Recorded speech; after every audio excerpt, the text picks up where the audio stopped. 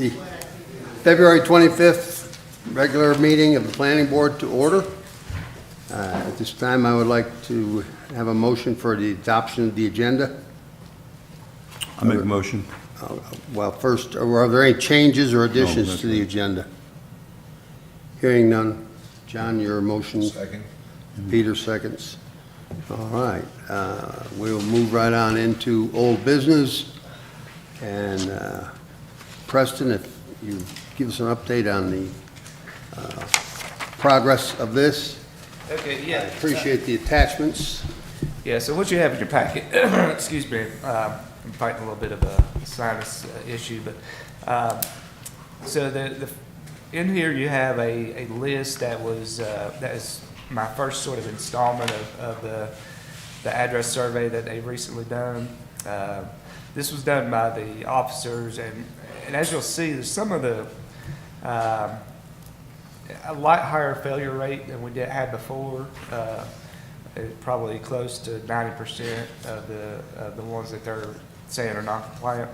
So my thought process is we'll take this list, combine it with the list that we had before.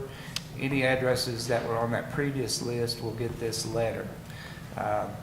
Following that, we'll have to go back and look at these other ones that weren't non-compliant before, but are being flagged as non-compliant now, and see what maybe it's a difference of opinion on what is compliant. It may be something else entirely. So that was my thought process. So there's a couple of letters I've provided that I think will go out, and that will go out to not all these people on this list, but all the people that were on the previous list that are still on the list. If that makes sense. That makes sense. And Because so, go ahead. Whoever looked at these is a whole lot tougher than those of us who were, a lot of us were emergency vehicle drivers who looked at these. Granted, we did change the amendment to say the reflectivity had to be in there, Yeah. but I looked at one of these and there was only one house on the street that passed, and I know every single house on that street has reflected numbers that came right out of the police officer's closet. It would be now two years ago, probably. Gotcha. Yeah, and I'm not sure. I like what you're saying, is that we're going to compare the list Yeah. before we, The checklist in your packet is what was provided to the officers, and as well as the flyer that we were sending out to. And that's from the code. So there may be a little stricter interpretation of what the code reads, but basically the code reads that it has to be visible while traveling in both directions. And the numbers have to be at least 3 inches tall, reflective. So it could be that it's not visible for some person coming in one direction. But it does say that it can't be obscured by vegetation or something. There could be some reason that it wasn't able to be seen at the time. That may not necessarily be a code violation, but could be addressed.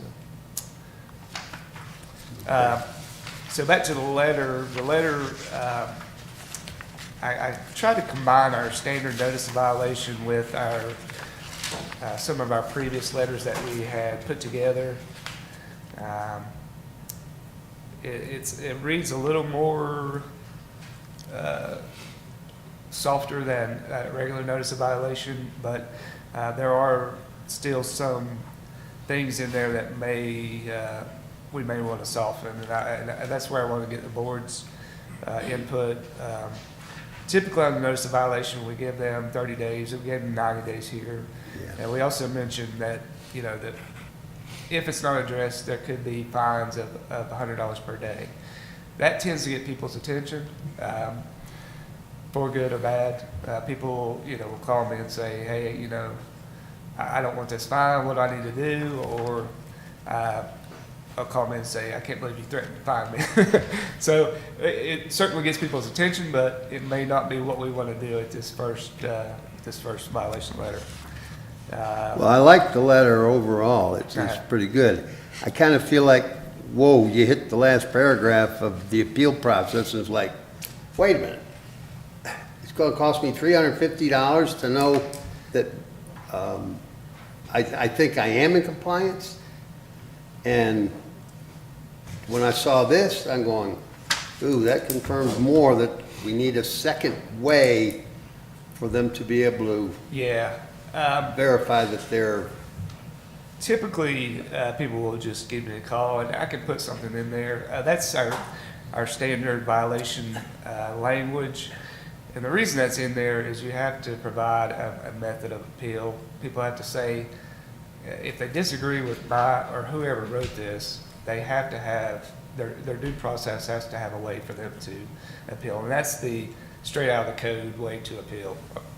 You know, they can't call me and say, hey, you know, can you come look at this? I don't believe that it's in violation, but this is sort of I guess the legal thing that needs to be somewhere in the letter or on another form that they can look at to say, how do I officially appeal this? Because I don't think it's right.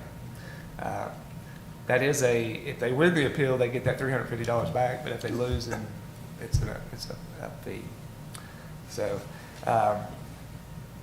I will take suggestions on how we go about that. I do think we need to keep some of that, but we can add a second sort of option.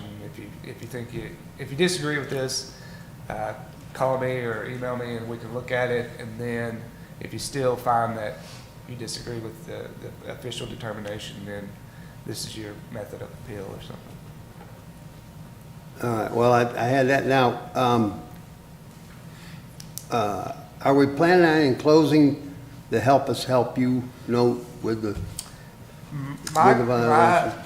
With the My last one? goal was to provide this address posted checklist and the flyer that we had. Okay, all right, I like that. I was just looking at the sample letter and I'm going, well, it doesn't say there's any enclosures in it. Yeah, we But could if add that's the purpose, okay, I like enclosure that. on the bottom. All right.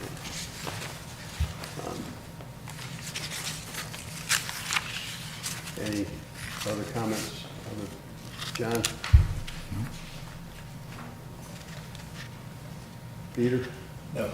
Let me comment, my name's on the list and I got 3 signs on it. So we'll figure that one out. I've got one on each side of the mailbox and one on the house, but the ones on the house, they fade out pretty quick. When will this list here that we've been given be updated?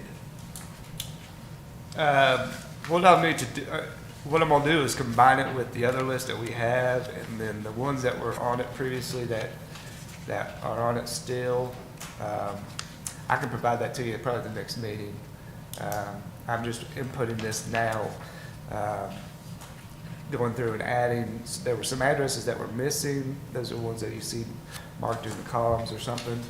I'm adding those into the file and adding whether or not they had the yes or no on this one. So once I have that there, I can combine the two lists into one and get them going.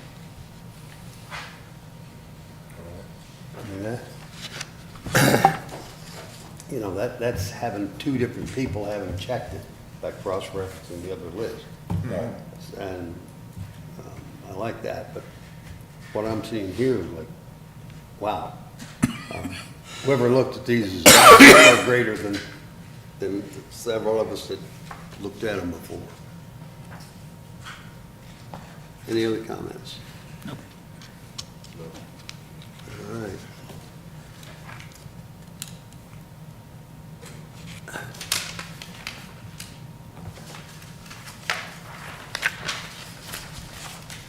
Well, thank you, Preston, for the work you've done on this. Obviously, we've still got some more work to do on it. Yeah, and I'm hoping Because to when we fire this program off, I'd say there's some people in this room going to get some phone calls and some heat on it. And just, I would say be forewarned and just remind them that, hey, we're trying to help you, and we've got to be able to find your place in the middle of the night in a rainstorm. All right, thanks. Okay, moving on, continuing old business, the Shane Park discussion that came up last month. Last month, we opened a discussion on the Buckeye Lake and the surrounding watershed and the impact of the Shane Park on it. There was concern over potential pollution, and since that meeting, I've done some research and background and answered some of the concerns, many of which were the same concerns we discussed 9 months ago when we unanimously rezoned Shane Park to PSC. April of last year, unanimously, this board, and there's only been one change on it.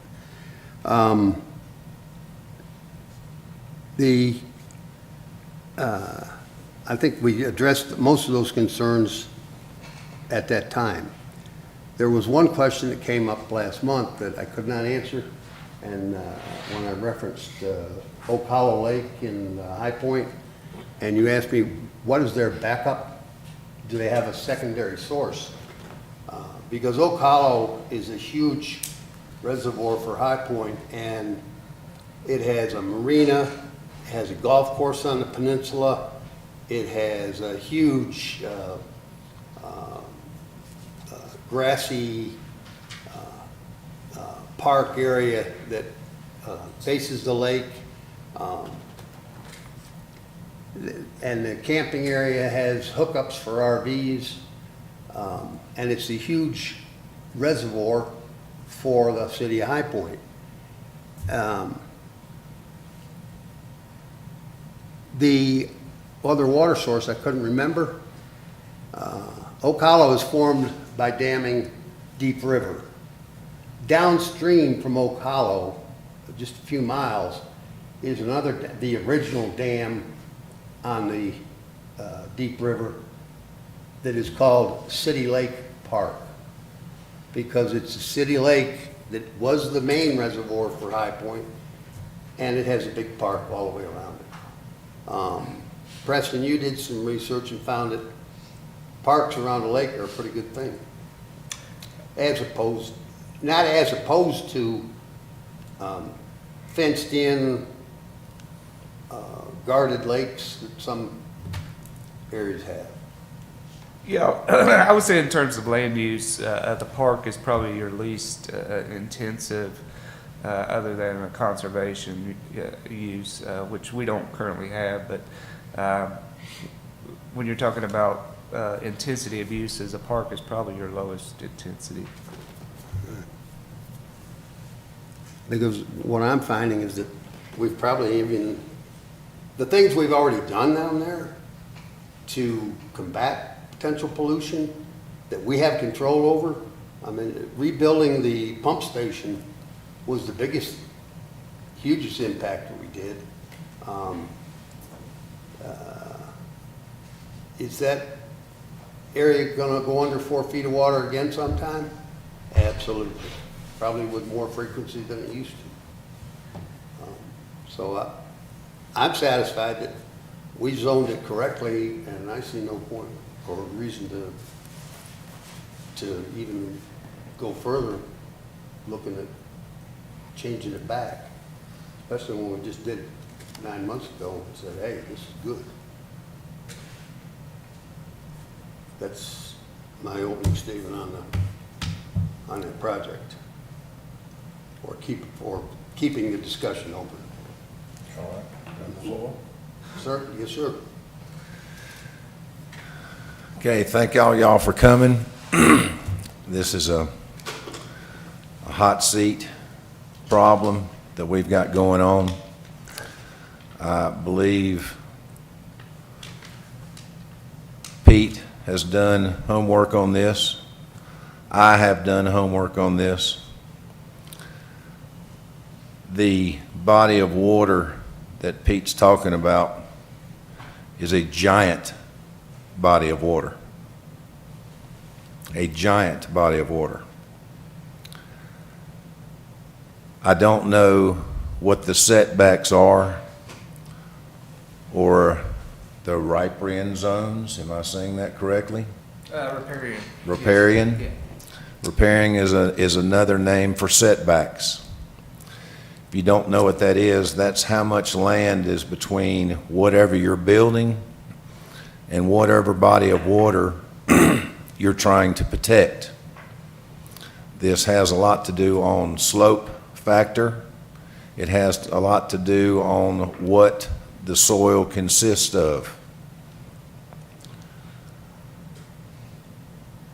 This isn't Peter versus the town. This is a voice of a lot of people, including the planning board. Yes, 11 months ago, we voted yes for Shane Park. In that meeting, we asked a lot of questions. A lot of our answers were extremely vague. We did not have a lot of the answers to our questions at that point in time. I was fresh on the council at that point. Most people know that when you're appointed to a new council, a new board, your first few sittings, you're very timid. You want to sit back and listen instead of get deeply involved in the conversation which you're not familiar with. I believe that happened to me on that meeting. There should be no hard feelings about this. I want to bring all this into fact, not fiction. This is a grand opportunity for vital conversation. Here are the facts. Shane Park is in a WS2 critical watershed zone for Buckeye Lake. Let me remind everyone that Buckeye Lake is a very small lake, not a giant lake. Buckeye Lake is also our only drinking water that we have on Beach Mountain. The only water. Buckeye Lake is also protected by the Buckeye Protection Plan, which the city put this in place. I believe the state put the critical watershed area in the plan. Shane Park is also located in a flood zone. As Chairman Chamberlain stated, yes, it's been 4 feet underwater. I, myself, have seen it 4 feet underwater, roaring like the Colorado River coming down through there, moving pipes around, moving old pieces of equipment around, heavy steel. That happens again, we go to build all this stuff down there, most of it's going to end up impacting our only drinking water that we have.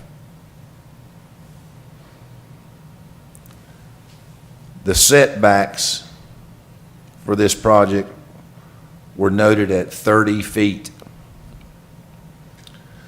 Well, I've done a little bit of homework on setbacks too. I've done my homework from the United States Forestry Service, from the United States Park Service, from the Appalachian Trail Service Committee,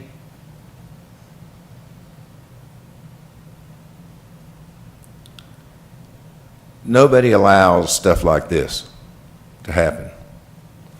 The closest setback I can find to 30 feet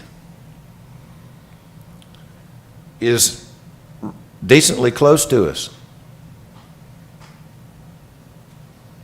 The closest setback that I can find of putting a camping site on a reservoir is Lake James. Lake James is bigger than all of Beech Mountain combined. Everything. It's not a 8-acre reservoir. It's thousands of acres.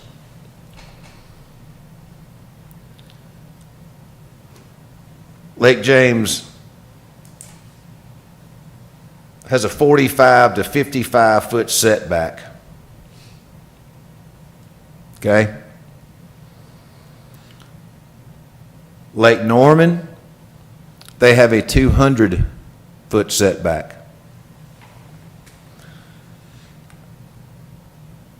New River State Park, which is on the New River, not a drinking reservoir, just a river.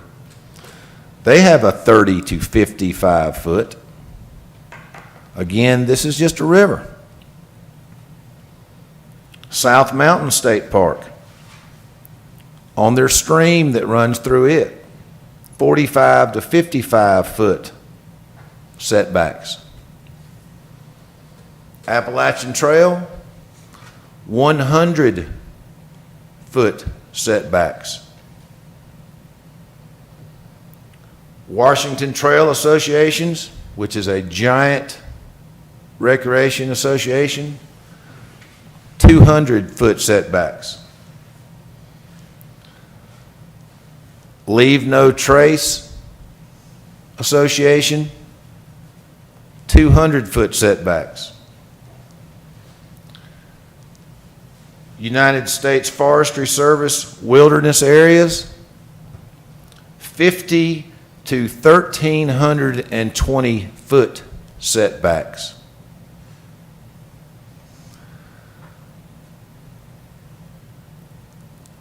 All of this tells me, tells us, tells everybody that is concerned about this park going on our water, our only watershed, says this is a bad idea. We could come up with a lot better place for a major park than on top of our drinking water. Anything we put on that piece of property is going to directly affect Buckeye Lake in one way or another.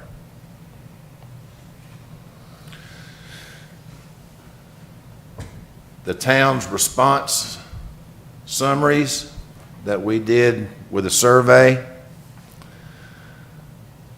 the majority of people that filled this survey out want to see conservation of our green spaces, our critical areas. I guess that's why so many people came to me and said, hey, what are we doing? I don't think this is a good idea. I guess I've been given the voice for all these people. I think it's the right thing to do, is to get all this out in the open before any ground has been broken at Cheyne Park.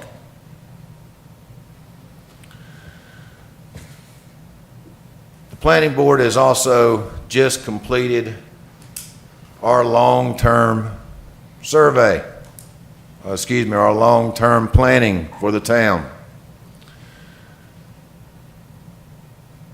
The Planning Board went over this with a fine-tooth comb, revamped it, voted yes on it, sent it to the council. Council okayed it, voted yes on it.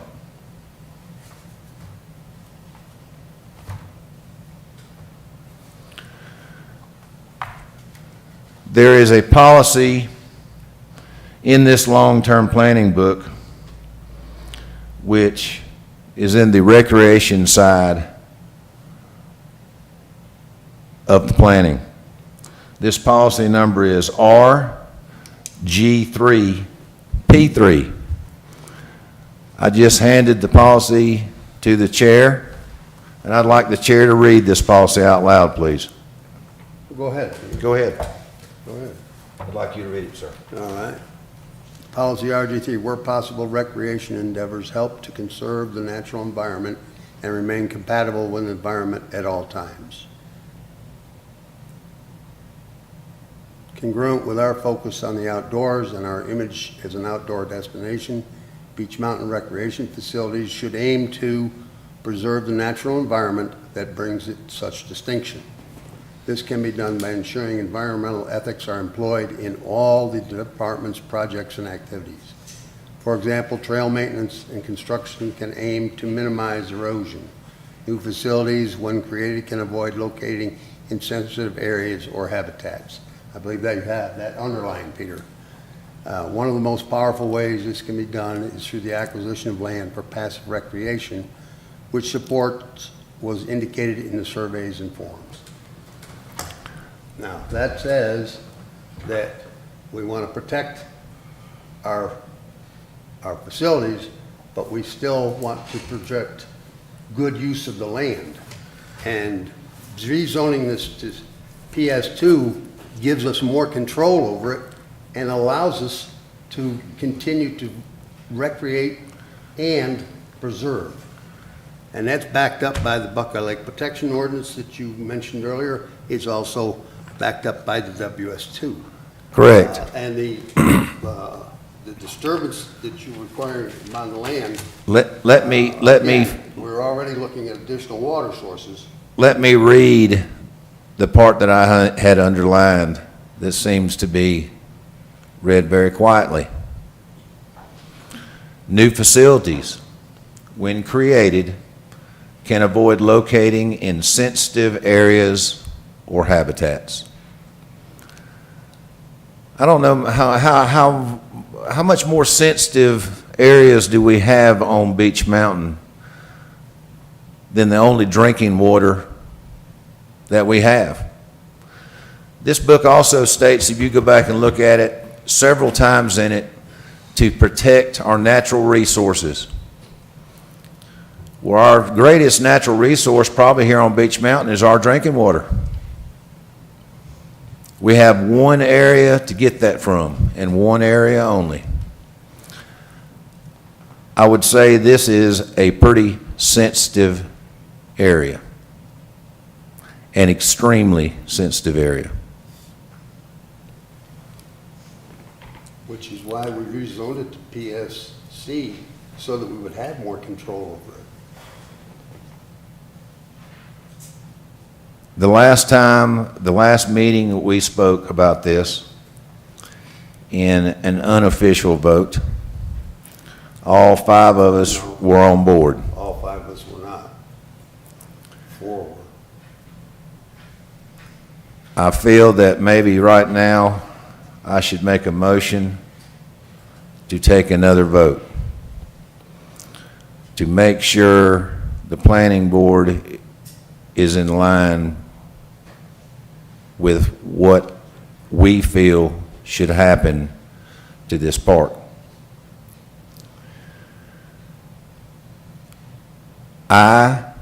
We, the people, would like to see Shane Park, before any ground gets disturbed down there from building, shut down. We would like to see the park relocated to parcels of land that the town owns here in the central district, the center of town, so it can be utilized by people walking to and from instead of driving 5 miles to get to. You want to build a nice park, spend $500,000, $1 million, and that, let me come back again, half of that money is going to be our money, taxpayers' money. Well, then we need to find another location for this to happen besides on top of our drinking water.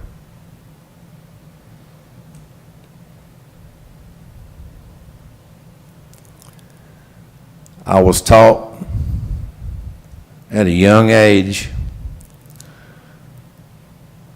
from a general in the United States Army about planning.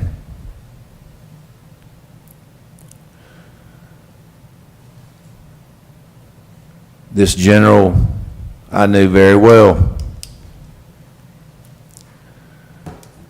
This general happens to be Brigadier General E.L. Patton, my grandfather, which taught me at an early age that failing to plan is planning to fail.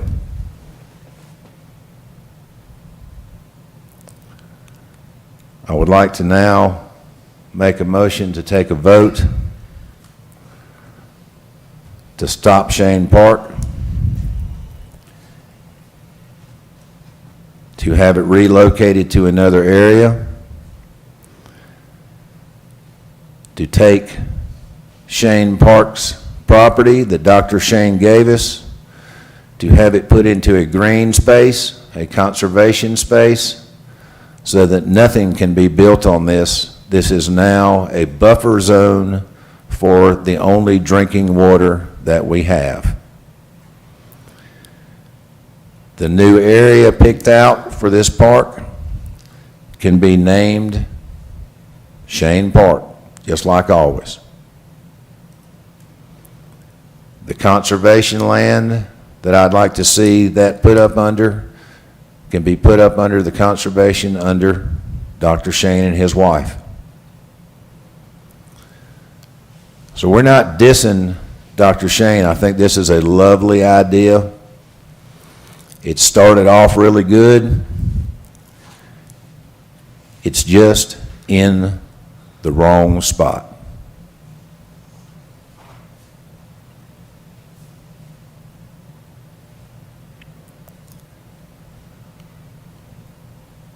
I make motion to take vote.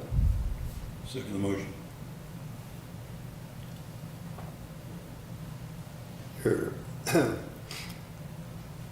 Motion, Your motion needs to be stated for the vote will be take place to stop Shane Park where it is now located and relocated to another area that makes more sense for the short and long-term health of Beech Mountain. Just to clarify, this will be a recommendation to council. As an advisory board, you recommend to council to take certain action. So your motion is to recommend to council to stop Shane Park and to locate it to another site. Is that correct? Correct. Okay. And are you still seconding? Still second. Okay. All right. All in favor? No, we have to have discussion first. Well, go ahead. Okay. Any,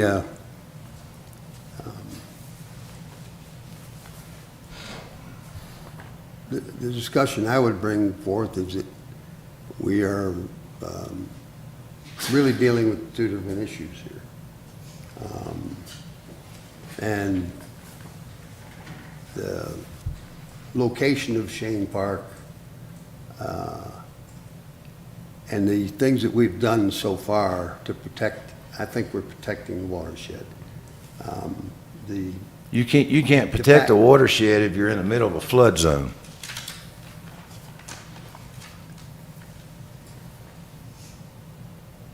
Can't do it.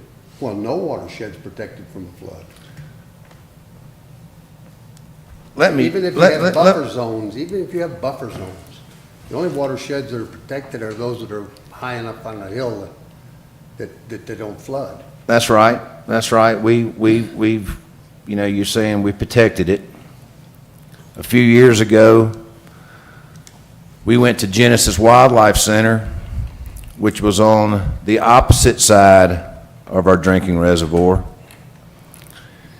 and broke the lease with them because we said that it was endangering our drinking water. Well, the outcome of all that, the short of it, they sued us. They were right, we were wrong, cost us a couple of $100,000.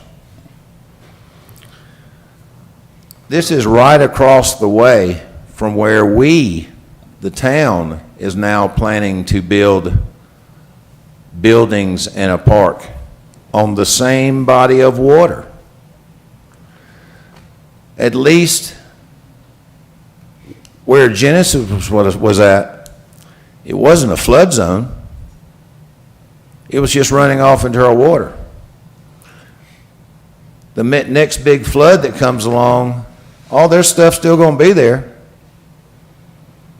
Next big flood that comes along to Shane Park after we get all this Taj Mahal Park built is going to be directly in our drinking water. This is the wrong place to build a park. This is a great idea, don't get me wrong. I commend Dr. Shane for giving this land to us. I commend us wanting to put something on there in his name. But it just really wasn't thought out in entirety of where this parcel lies.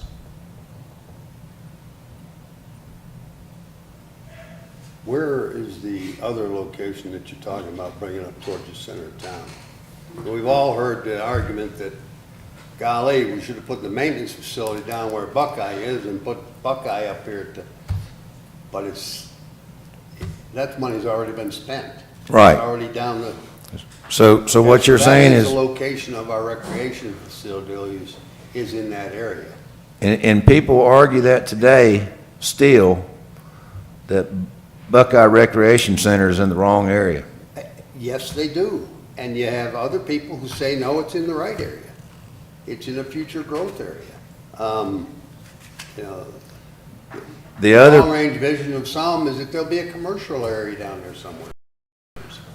the other pieces of land that could possibly be suitable that have been brought to my attention is areas of the Bark Park, the land located right across the street from Fred's General Mercantile, which we acquired not long ago, which is a wooded area and probably going to become a bigger area since we're moving our maintenance facilities further up on the hill. These areas would be areas that people can come and walk to the park. They could use the park. They could camp in the park.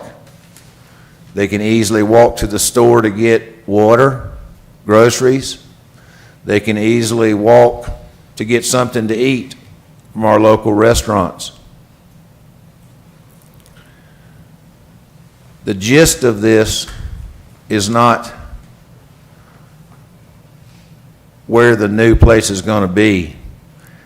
It's to stop this bad planning of where it is now going to be located, which again, let me state that this is in a critical WS2 watershed zone. This is a zone that has been protected by our city through the Buckeye Protection Plan. This plan is in a flood zone, and this plan is on top of our only drinking water that we have.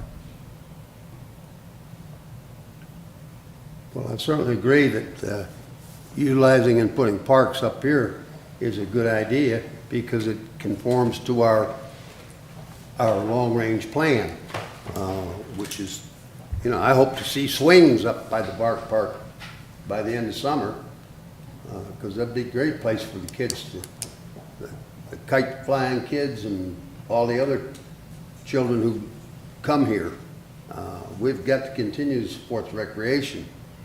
The fact that we're gonna pave, that we've already spent the money to pave, and we've already taken care of fixing the well that's gonna flood in the next big flood, but the well's totally enclosed. How much that, the next big flood, you said it, I don't remember it moving any pipes down there, but I remember the last time it was pretty messy down there for a while, but that happens in any flood zone. Why build in a flood zone? On top of our drinking water, which we know if it floods, where's it going to? Well, when it floods, it washes right over the spillway. It's gonna wash bricks, cinder block, mortar, stuff that's gonna go to the bottom of the river over the waterway. I'm not sure when the last time we dredged Buckeye Lake, but it was probably 15, 20 years ago, because I remember when they piled all the dirt out in west of it. How often you gonna have to dredge it? I don't know. Anything we do is a recommendation to the council anyway. I see no point in changing the zoning. The fact that they've chosen to put the parks down there, and Buckeye Recreation Center exists as a central part of it. I've seen the town grow that way. After that was built, a lot of new homes went down that way. Just last week, when I was down there exercising, two young ladies showed up to I didn't have a clue. They walked over from their new house on Laurel, I think it's a street that goes right across from Buckeye. Mr. Chairman. Yes, sir. Peter, I'm in the position you mentioned you were in when you were new to this planning board. And so you can imagine I'm feeling about the same way that you did at first. Yes, sir. So admittedly, I don't have a whole lot of background in this, and I'm trying to grasp it and consume it. One observation I have is that the zone that it's been changed to, Shane Park, it's a very remote area, and talking about protection implies damage. Now, obviously, the possibility of a flood is very real, so that's not a speculative thing. But it seems to me like other potential damages down at Shane Park are speculative. And to take special protection moves about speculative damage that may not happen except for the potential of a flood, to me, is maybe not good planning. We have, I assume, continued authority to watch and oversee and check whatever is going to be put into that park beyond its natural state. So to me, the land use of it can still be controlled, and I may be wrong here, by our council, by our rules and regulations and our codes, so that other than the things that are planned now to put there, any new use that would be damaging I assume, would have to gain approval within that zone. Now, I'm assuming a lot here, and I apologize for that, but I would like to understand those things a little better. Well, I try not to assume anything. You're talking about our regulations and policies put in place. I believe we just read the policy that is in our long-term planning book, which Shane Park directly goes against. I don't know where the oversight was when this was being thought up of through the policies that were already in place. Again, speculating about what's going to go on. We're not speculating about erosion. We're not speculating about anything small. We're speculating about a park being built on top of our drinking water in a critical watershed area. We already have a park over our watershed. It's there. There's only one where's this at? section- Buckeye. Sits right over the top of Buckeye Lake. That's not a park, that's a recreation facility. Well, It is not directly, There's a ball it field is right not there. directly upstream to the water that supplies the water that we drink. Well, that would be, I think we're arguing semantics right there. I'm arguing the difference between right and wrong. Mr. Chairman. Yes, sir. The other thing that I think about is that is so remote. To compare that area to what would happen across the street road from Fred's, I don't think it's a fair comparison. I cannot imagine people rushing down and loading up at Shane Park just because it has restrooms or whatever else is planned to put on it. We got too many other places that are much more attractive and much more accessible. I'm just saying, I don't think there'll be hordes of use down there that would threaten our water resource. So I think I want to take that into consideration, that I would feel very much differently if we were talking about a place up the hill from Fred's or on Christie Way. But this is going to be in such an out-of-the-way place, I don't think there's going to be a huge amount of use. I don't know that. And the deal is, if you're just fighting it because it's in the watershed, I think that's where you're coming from, that it shouldn't be anything in there. But my belief on this, from what I've heard and know, I don't think it would be run over with people and polluting type of conditions. Well, that's yet to be seen. Speculative. Yet to be seen. If it is heavily impacted, if we build all the things that that the Recreation Department says they want to build,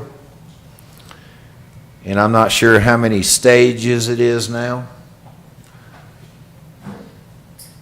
We go all the way through to stage 3 to camping areas, to robes and ropes courses, to amphitheaters. It's in the wrong spot. It's in the wrong spot. Mr. Chairman. I'm just, my tendency is to not to spend a whole lot of resources to protect something that's being speculatively talked about, because the decision we make here will be in effect.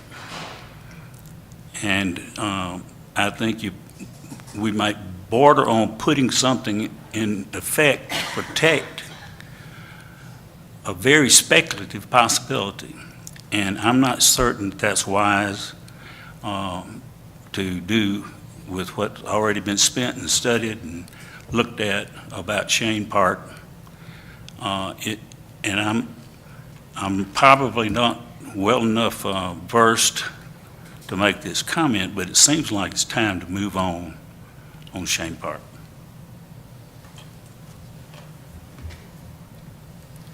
Any comments, Robbie? I'm in agreement with Peter. I don't think it's right to gamble on our own water source. The question is, or the motion is, that we send the council a recommendation that they cease and desist on Shane Park. That's not exactly the way it was worded. That we ask that Shane Park be shut down. Is that your motion, Peter? Not shut down, but relocated. Relocated. Okay, I've been told that this train has left the station. Well, I asked, I'm always very inquisitive, what do you mean by that? Well, we've already spent money on the project. Well, how much money? $50,000. Is that correct? Yes or me? Yes. No. How much? I'm not gonna give you a number without having my facts here. Double that. 100,000.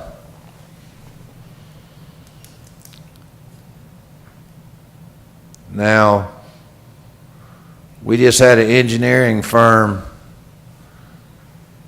do the engineering and draw up plans of the new building down at Lake Coffee, which they did. We paid, and we decided not to do it. How much money was that? I know that. I believe that was around $50,000. Let's- The money that we paid out to remove the last person off our drinking water was in the $200,000 range. We moved those people off of drinking water because we said it was contaminating our drinking water. It is a high risk. We took them to court, we lost. This is the same body of water that I'm referring to that we're fixing to go on the other side of the bank and build something on. Bad planning. Bad planning. Let me reiterate that this is the only drinking water that we have on Beach Mountain. Before there's any land broken on this project, I believe we need to put a halt on it and move it to another location. All right. You can still call it Shane Park. You can still let it be known that Dr. Shane was the start of all of this. You can use the donations as you were on the other park to help build this park. This park is funded by donations, and I'm sure the other half is going to come from taxpayer money. I haven't talk to any of those taxpayers out there that want this to be built. I've had a lot of them come to me and say, this shouldn't be built. It is in the wrong area on top of our drinking water. All right, we've heard discussion, and we've had multiple, we've taken enough time to really research this. Both of us have. It's time to call the question, and I would like the motion restated that we're going to send to council. The motion on the floor is to recommend the council the stoppage of the current Shane Park at its current location and suggest moving the plans to another location. All right. I have a question about, may I ask a question? Are we voting to create a new park? Would we No, vote for this? or we we're are, just stopping we're Shane? just saying, hey, stop stop putting any more money into it. I believe there's still about 100 and, But it think sounded like at the there's- end that we were asking then that there be one built someplace well, I don't else. know what it's gonna cost us to stop it, but I know there's like 100 and,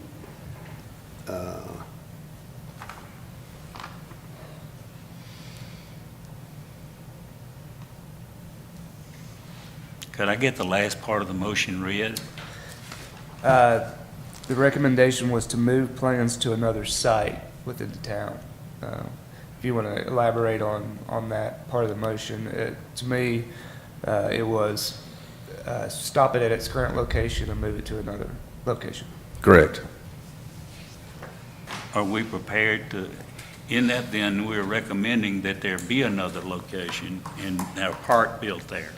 Correct.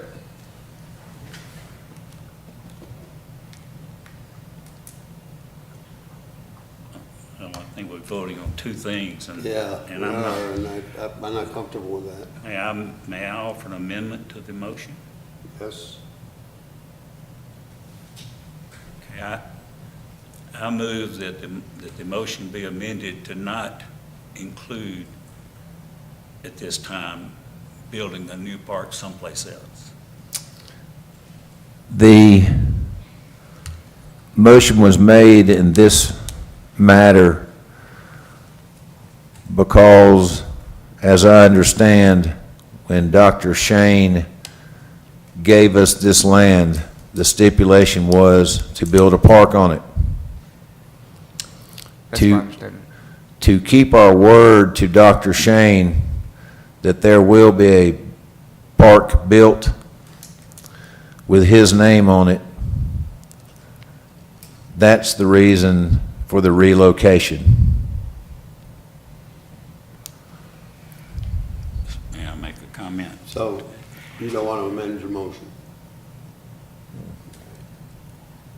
My comment would be that I don't know that Dr. Shane would be bothered by a nice sign there that says this is dedicated natural area, whatever the proper term is, that nothing would be built in the name of Dr. Shane. Maybe it'd Correct. still be a park, but it'd just be a park. We got a lot of national parks and state parks and everything else that are committed to staying natural.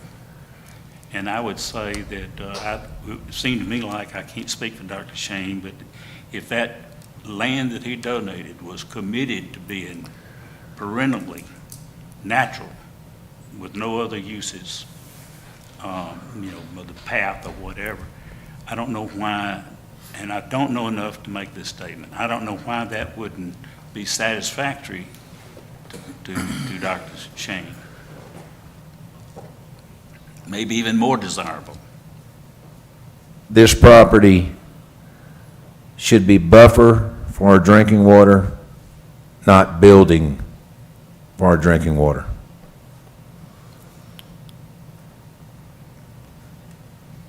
Yeah, I'm going to call the question.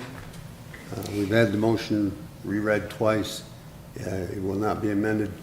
All those in favor of sending to council this motion, say Aye. say aye.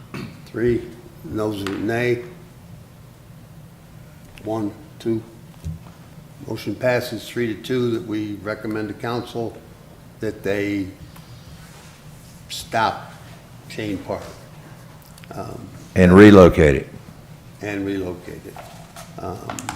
That is a recommendation that will be sent to council's next meeting. I think that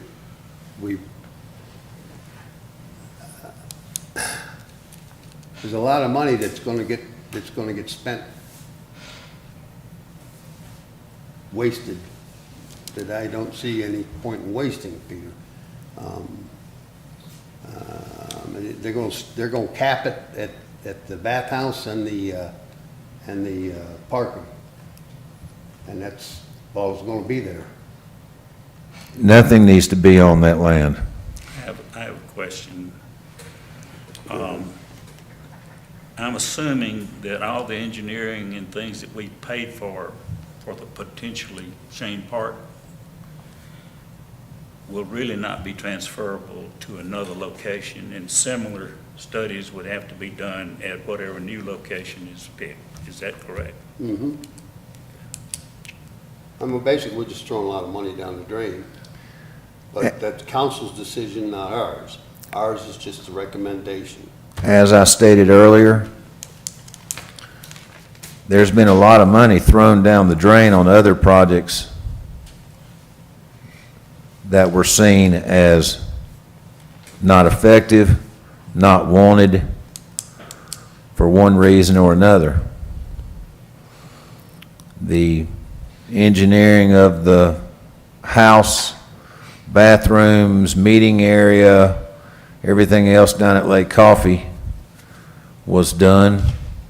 That was thrown away. We also spent $200,000 on taking somebody off of the other side of Buckeye Lake, which is our drinking reservoir.